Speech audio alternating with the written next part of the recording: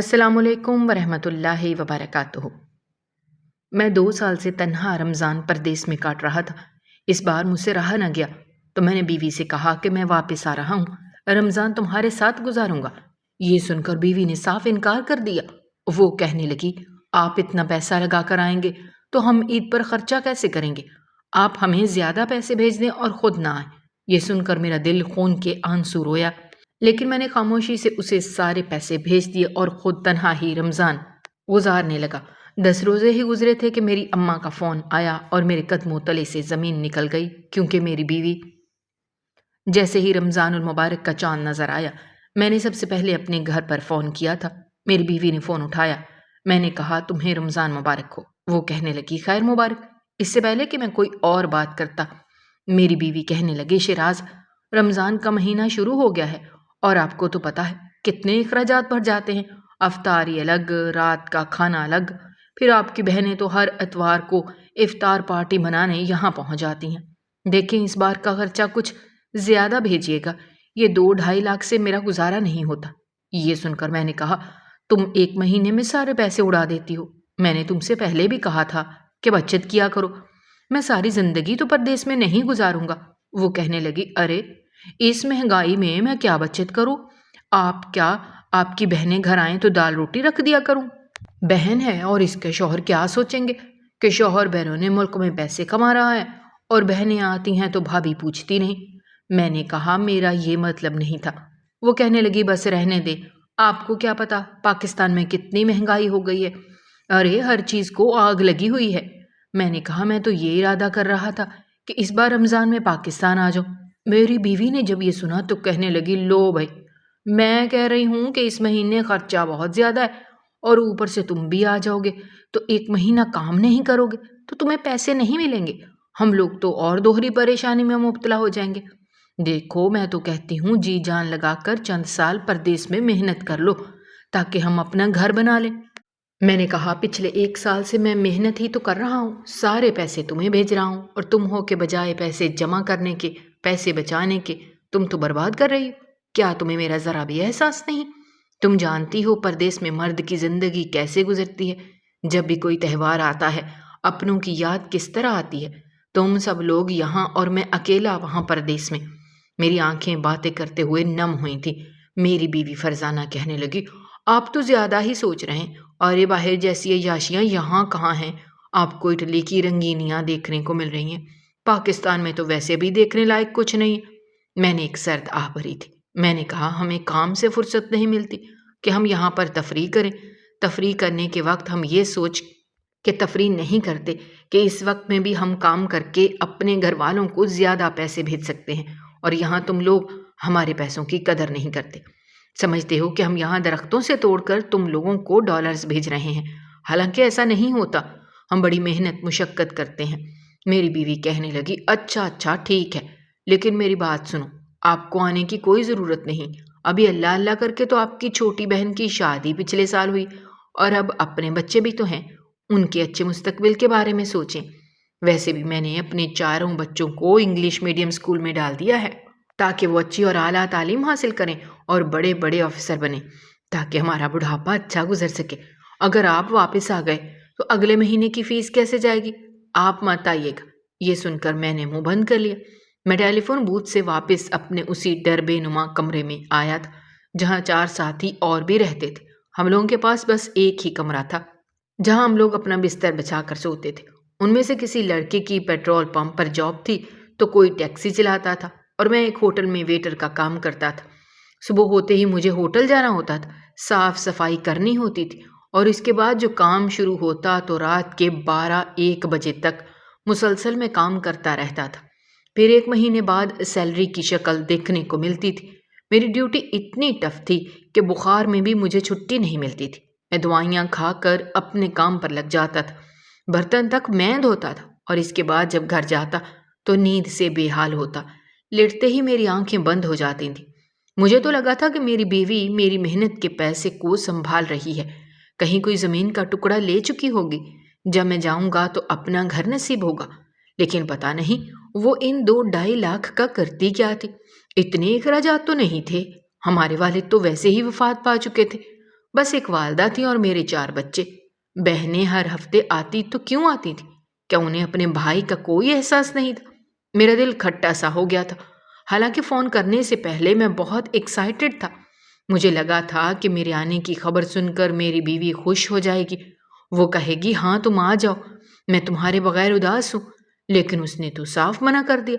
बल्कि मुझसे कहने लगी, डिजिटल वॉच सब बच्चों को भेज देना, उन्हें बहुत पसंद है। और मेरे लिए एक नया मोबाइल भेजना। ये पुराना मोबाइल अब मैं बेच रही हूँ। मुझे ये बिल्कुल भी पसंद नहीं है। मैंने कहा, अम्मा कहाँ हैं? अम्मा से मेरी बात करवा दो। वो कहने लगी, वो तो दवा खाकर सो गई हैं। आपको तो पता है उन्हें ब्लड प्रेशर और शुगर का मर्ज लाहक है। वो नींद की दवा लेकर सो जाती हैं। मैंने कहा, तुम मेरी माँ का ख्याल तो रखती हो ना? मेरे सवाल पर कहने लगी, हाँ हाँ, मैं अम्मा का बहुत ख्याल रखती हूँ, बेशक पूछ लेना। मैंने फ़ोन बंद कर दिया। मुझे याद आने लगा जब से मैं परदेस आया था, मेरी वालदा ने बस चंद बार ही मुझसे बात की थी। ज़्यादातर मुझसे मेरी बीवी ही बात करती थी। बच्चे भी बात करते तो फरमाइशें ही करते थे। मेरी बीवी का मुझ पर यह एहसान था कि मुझे परदेस भेजने के बाद के लिए उसने अपना जेवर बेचा था, और कई बार मुझे इस बात का एहसास भी दिला चुकी थी कि अगर मैं आपको जेवर ना देती तो आप तो यहाँ पर बच्चों की ज़रूरियात ही पूरी ना कर सकते। हालांकि कई गुना ज़्यादा पैसे मैं उसे जेवर के भी दे चुका था, लेकिन फिर भी उसका ये एहसान मेरे सर पर तलवार की तरह लटकता रहता था। वो कहती थी, तुम्हारा स्टोर रात के 12 बजे तक ही क्यों खुलता है? 24 घंटे क्यों नहीं खुलता? ज़्यादा काम किया करो, बच्चों के खर्चे बढ़ते जा रहे हैं। फिर तुम्हारी अम्मा की दवाइयाँ बहुत महंगी आती हैं, इन्हें डॉक्टर के पास मैं लेकर जाती हूँ। सारी जिम्मेदारियाँ यहाँ पर मैं संभाल रही हूँ। मेरे अपने बहुत से ज़ाती खर्चे होते हैं। मुझे परदेश में आए हुए अभी 6 माह हुए थे जब इसने कहा कि गर्मियाँ शुरू हो गई हैं, मैंने घर पर एसी लगवाना है। मैंने कहा, देखो मेरी अभी इतनी गुंजाइश नहीं है, तुम इन्हीं पैसों को बचा के रखो तो हम अपना घर बना लेंगे। किराए के घर से हमारी जान छूट जाएगी। जब हमारा अपना घर बन जाएगा तो बेशक एसी लगवा लेना। लेकिन वो बज़िद थी, वो अपने कमरे में एसी लगवाएगी। मैंने कहा, तो अम्मा कहाँ सोएंगी? वो कहने लगी, तुम्हारी अम्मा मेरे साथ सो जाएंगी, लेकिन बहुत गर्मी है, अब हमसे गर्मी बर्दाश्त नहीं होती। और फिर सब लोग बातें सुनाएंगे कि तुम्हारा शौहर परदेश में कमा रहा है और तुम्हारे घर में एसी तक नहीं लगा। बहरहाल उसने एसी लगवा लिया। फिर उसकी दूसरी फरमाइश ये थी कि अब वो इस छोटे से मकान में नहीं रहेगी। जब किराया ही देना है तो फिर वो एक अच्छे इलाके में अच्छे मकान में रहेगी। मैंने कहा कि तुम पैसों की बचत करने के बजाय अपने खर्चे क्यों बढ़ा रही हो? मैं सारी जिंदगी परदेश में तो नहीं रह सकता। आगे से उसने जवाब दिया कि क्यों? फिर क्या हुआ? लोग 10-10 साल परदेश में रहते हैं, उनके घर वाले यहाँ पर अपना घर और कारोबार ठीक कर लेते हैं। फिर जब तुम वापस आओगे तब तुम्हें करने के लिए कोई काम नहीं होगा। फिर तुम बैठना और तुम्हारे बेटे तुम्हें कमा कर देंगे। अल्लाह ने मुझे 2 बेटे और 2 बेटियों से नवाजा था। मेरे दोनों बेटे बड़े थे, बेटी अलबत्ता छोटी थी। जब मैं पाकिस्तान में था तो तब भी मैं एक स्टोर में ही काम करता था, बहुत बड़ा स्टोर था। लेकिन मेरी तनख्वाह पर कभी भी फरजाना ने गुजारा नहीं किया था। हमेशा मुझसे लड़ती रहती थी कि तुम तो हमें कहीं घुमाने फिराने नहीं लेकर जाते, कभी बाहर होटल का खाना नहीं खिलाते। एक बार मैं बाहर ले गया और मुनासिब से होटल में खाना खिलाया, तब भी उसने शुक्र अदा नहीं किया था। यही कहती थी कि इतने मामूली से होटल में तुमने खाना खिलाना था तो बेहतर था तुम हमें बाहर मत लेकर आते, घर पर ही रहने देते। वो कोई जगह थी जहां तुम हमें लेकर गए थे? बहरहाल मेरा एक दोस्त इटली जा रहा था, तब फरजाना ने भी जिद पकड़ ली। वो कहने लगी, तुम भी चले जाओ। मेरी अम्मा का जेवर, उसका अपना जेवर और थोड़ी बहुत जमा पूंजी सब उसने बेचकर मुझे परदेश में भेज दिया। जेवर तो मेरी माँ का भी बिका था, लेकिन मेरी माँ ने कभी भी मुझ पर यह नहीं जताया था कि तुमने मेरा जेवर बेचा। सारे पैसे फरजाना के अकाउंट में जाते थे और मैं पूछता था कि अम्मा को तो खर्चा देती हो ना? तो वो कह देती, तो और क्या, सारा खर्चा आपकी माँ के हाथ पे ही तो रखती हूँ। आपको क्या लगता है, क्या मैं आपकी माँ को माँ नहीं समझती? मैंने कहा, नहीं ऐसी बात नहीं है, बस यूं ही पूछ रहा था। वो कहने लगी, मैं जानती हूँ आपके दिल में मेरे लिए कभी भी एहसास और मोहब्बत नहीं हो सकती। आपको यही लगता है कि मैं किसी को नहीं संभालती। असल में जब से मेरी शादी हुई थी उसने मेरी वालदा के साथ अपना रवैया अच्छा नहीं रखा था। हर वक्त हर रात को लड़ती झगड़ती रहती, और यही सब कुछ मेरी बहनों के साथ भी करती थी। میری بہنوں نے میری شادی کے بعد میں کے آنا کم کر دیا تھا۔ کبھی میں کہتا کہ اماں سے بات کروا دو تو کہتی وہ سو جاتی ہیں، تمہارا فون دیر سے آتا ہے۔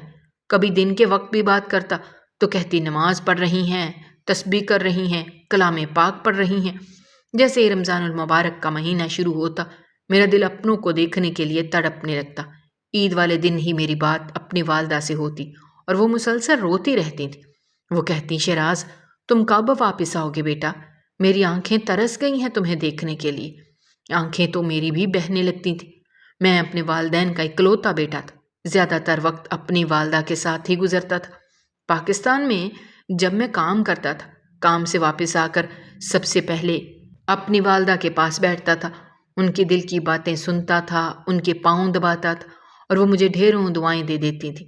اور اب تو میں 7 سمندر پار تھا۔ کبھی کبھی تو کام کی زیادتی کی وجہ سے میں کھانا پینا تک بھول جاتا۔ رات کو جب تھکا ہارا گھر پہنچتا تو میرے ساتھی سو چکے ہوتے تھے۔ اتنی ہمت نہیں ہوتی تھی کہ اپنے لیے کچھ پکاؤں اور کھاؤں، اس لیے پانی پی کر ہی لیٹ جاتا۔ تب اماں کی بڑی یاد آتی تھی۔ کبھی پاکستان میں دیر سے آتا تھا اور کہتا کہ اماں ساری بھوک ہی مر گئی ہے، تو وہ اپنے ہاتھ سے نوالے بنا کر میرے منہ میں ڈالنے لگتی۔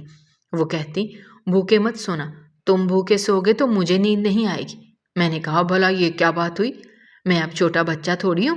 لیکن انہیں چین نہیں آتا تھا جب تک مجھے کھانا نہیں کھلاتے تھے، اور یہاں پردیس میں کون تھا؟ کوئی بھی تو نہیں تھا جو میرا اتنا خیال رکھتا۔ اماں کی یاد بڑی شدت سے آتی، اتنی کہ میری آنکھوں سے آنسو بہنے لگتے۔ بہرحال وقت یوں ہی آگے بڑھتا چلا گیا۔ میری تو ساری خوشیاں جیسے پردیس میں آ کے ختم ہو گئی تھیں۔ کب رمضان آتا تھا، کب عید آتی تھی، کبھی عید الفطر آتی تھی، مجھے کچھ نہیں پتا ہوتا۔ البتہ فرزانہ ضرور کہتی تھی کہ میں نے 2 بکرے اور 1 گائے قربان کرنی ہے، زیادہ پیسے بھیجنا۔ میں کہتا اتنی شے خرچی کرنے کی کیا ضرورت ہے؟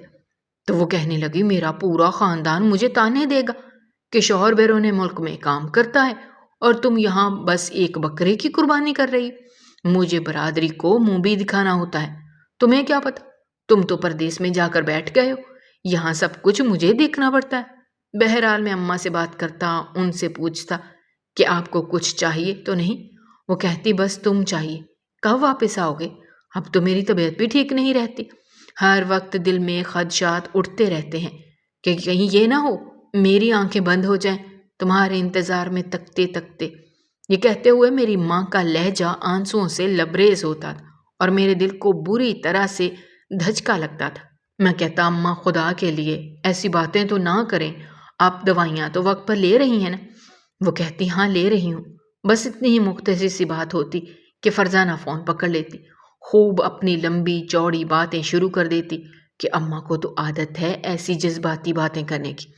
ارے بھائی اب تم گئے ہو تو 4 پیسے کما لو، پھر ساری زندگی تم نے کھانا ہی تو ہے۔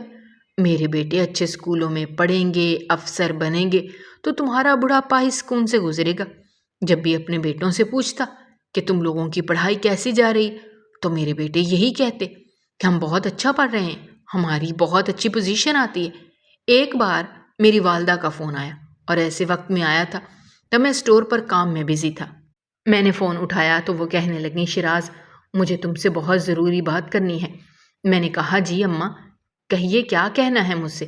وہ کہنے لگی تم جلدی واپس آ جاؤ ورنہ یہاں پر بہت بڑا مسئلہ ہو جائے گا۔ میں نے کہا اماں کیا مسئلہ ہو جائے گا؟ وہ کہنے لگی میں تمہیں نہیں بتا سکتی، ابھی بھی میں فرزانہ سے چھپ کر فون پر بات کر رہی ہوں، میں زیادہ طویل بات نہیں کر سکتی۔ یہ سن کر مجھے کچھ حیرت ہوئی۔ میں نے کہا اماں آپ مجھے بتائیں کیا بات ہے؟ میرا یہ کہنا تھا کہ جب فرزانہ نے فون چھینا اور کہنے لگی کس سے بات کر رہی ہیں آپ، ساتھ ہی اس نے فون کان سے لگایا۔ میں نے کہا کیا ہوا، مجھ سے بات کر رہی ہیں؟ اماں نے کس سے بات کرنی ہے؟ وہ کہنے لگی اس وقت تو آپ ویسے بھی اسٹور میں ہوتے ہیں، اپنے کام پر توجہ دیں۔ ایک تو اماں کو پتہ نہیں کیا ہے، جان بوجھ کر آپ کو پریشان کرتی رہتی ہیں، یہ نہیں نظر آتا کہ ہمارا گھر اچھا چل رہا ہے۔ اس نے فون بند کر دیا۔ فرزانہ کے لہجے کو سن کر میرا دل کچھ کھٹکا تھا۔ میری والدہ مجھ سے ایسا بھی کیا کہنا چاہتی تھی جو وہ کہہ نہیں پائیں؟ پورا دن میرا دماغ انہی باتوں میں الجھا رہا۔ کیا واقعی وہاں پر سب کچھ ٹھیک تھا یا پھر سب کچھ ٹھیک نہیں تھا؟ کہیں نہ کہیں کچھ تو گڑبڑ تھی۔ میں بے تحاشا پریشان ہوا تھا۔ رات کو فرزانہ کو میں نے خود فون کیا تو وہ ویسے ہی چہکتی ہوئی آواز سے بولی، کیسے ہو؟ میں نے کہا اماں سے میری بات کرواؤ۔ وہ کہنے لگی، کتنی بار تمہیں بتا چکی ہوں، وہ اس وقت دوائی کھا کر سو جاتی ہیں۔ میں نے کہا سب کچھ ٹھیک تو ہے؟ وہ کہنے لگی، ہاں فرسٹ کلاس۔ کیوں، کیا ہوا؟ کیا بول دیا تمہاری اماں نے؟ ایک تو میں ان پر جتنی مرضی جان نچھاور کر دوں، تمہاری اماں کے اعتراضات ختم ہونے کا نام ہی نہیں لیتے۔ ارے اب تو میں انہیں کھانا بھی اپنے ہاتھ سے کھلاتی ہوں۔ میں نے کہا ایسا بھی اماں کو کیا ہو گیا؟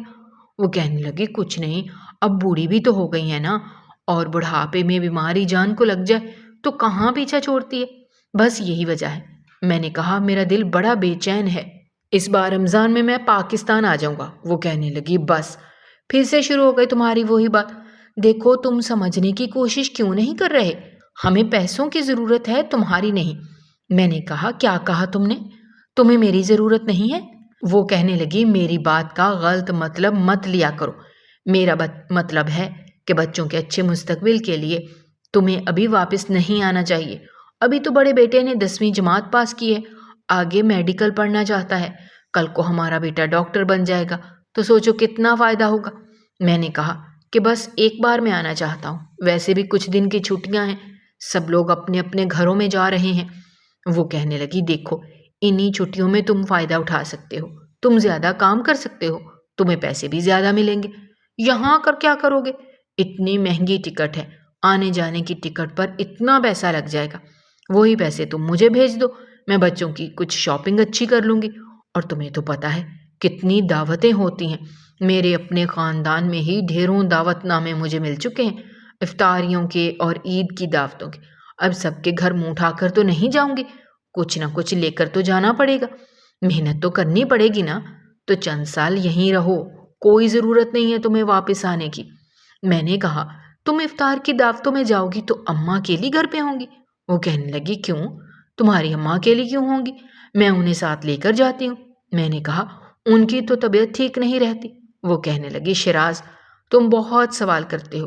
بہرحال ایک بار میں نے اپنی بیوی کی تصویر فیس بک پر دیکھی تو وہ کسی ماڈل لڑکے کی طرح لگ رہی تھی، بہت فیشن کیے ہوئے تھے، اور میں حیران تھا کہ اب کیا اس کا دوپٹہ تھا بھی اتر گیا ہے۔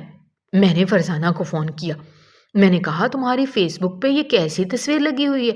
وہ کہنے لگی، ہاں وہ تصویر میں دعوت پر گئی تھی تو وہیں سب نے کھینچی تھی، میں کیسی لگ رہی ہوں؟ میں نے کہا، یہ تم نے دوپٹہ کیوں اتار دیا اور اتنا فیشن کیوں کر رہی ہو؟ وہ کہنے لگی، چلو جی اب تم شروع ہو جاؤ۔ ارے بھائی آج کل کا دور ہے، آج کل کوئی دوپٹہ نہیں لیتا اور ایسے ہی سب فیشن کرتے ہیں۔ میں نے کہا، کیا رمضان المبارک کے مہینے کا بھی احترام نہیں ہے تم میں؟ کہنے لگی، مجھے زیادہ نصیحتیں مت کرو، میں بھی جانتی ہوں کہ تم یہاں کیا کیا گل کھلا رہے ہو۔ میں نے کہا، تمہاری بات کا مطلب کیا ہے؟ کہنے لگی، ظاہر سی بات ہے، تمہیں وہاں کام کرتے ہوئے 3 سال ہے، تم کیا کچھ نہیں کرتے ہوگے؟ میں نے کہا، تمہارا دماغ تو نہیں خراب ہو گیا؟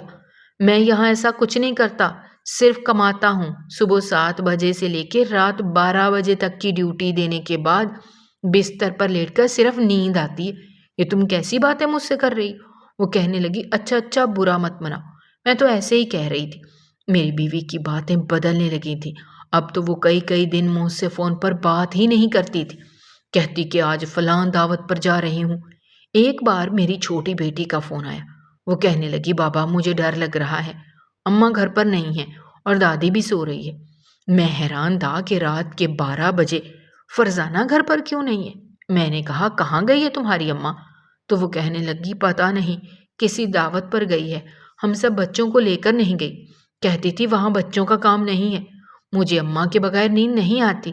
میں نے کہا، اچھا تمہاری اماں کے پاس فون ہے؟ کہنے لگی، نہیں، موبائل گھر پر ہی رکھ کر گئی ہے۔ میں نے کہا، تم ایسا کرو، اپنی بڑی بہن کے ساتھ سو جاؤ۔ میں نے پھر اپنی بڑی بیٹی کو سمجھایا کہ چھوٹی بہن کو اپنے ساتھ لگا کر سو جائے۔ اگلے روز جب میں نے فرزانہ سے بات کی تو کہنے لگی، میں تو کہیں نہیں گئی تھی۔ میں نے کہا، تو میری بچی کیوں رو رہی تھی؟ کہہ رہی تھی تم گھر پہ نہیں ہو۔ پھر کہنے لگی، او اچھا ہاں، وہ ہم سب خواتین نے مل کر عبادت کا پروگرام بنایا تھا، میں وہیں گئی تھی، لیکن میں 12:30 بجے ہی واپس آ گئی تھی، پتہ نہیں چھوٹی بیٹی نے تمہیں کیوں پریشان کیا۔ فرزانہ کی باتیں مجھے الجھانے لگی تھی، اماں کا بھی 2 بار ایسے ہی فون آ چکا تھا جس میں وہ مجھے یہی کہتی کہ تم واپس آ جاؤ، ورنہ پچھتاؤ گے۔ ایک بار میری والدہ کا روتے ہوئے فون آیا۔ جو بات انہوں نے مجھے بتائی تو میرے ہوش اڑ کر رہ گئے تھے۔ میں اگلے چند ہی دنوں میں پاکستان پہنچ گیا۔ دیکھا تو فرزانہ گھر پر نہیں تھی۔ میری ماں رو رہی تھی، دونوں چھوٹی بیٹیاں بھی پریشان تھیں۔ میرے دونوں بیٹے مجھے اچانک سے گھر پر دیکھ کر حیران ہوئے تھے۔ میں نے کہا تمہاری ماں کہاں ہے؟ بڑا بیٹا کہنے لگا ہمیں نہیں پتا، 2 دن سے اماں کا کچھ نہیں پتا ہے، کہاں گئی ہے کہاں نہیں گئی، ہمیں کچھ بتا کر نہیں گئی۔ میں نے اسے ڈھونڈنے کی بہت کوشش کی۔ میری ماں نے بھی مجھے فون پر یہی کہا تھا کہ فرزانہ پتہ نہیں کہاں چلی گئی ہے، گھر پر واپس نہیں آئی۔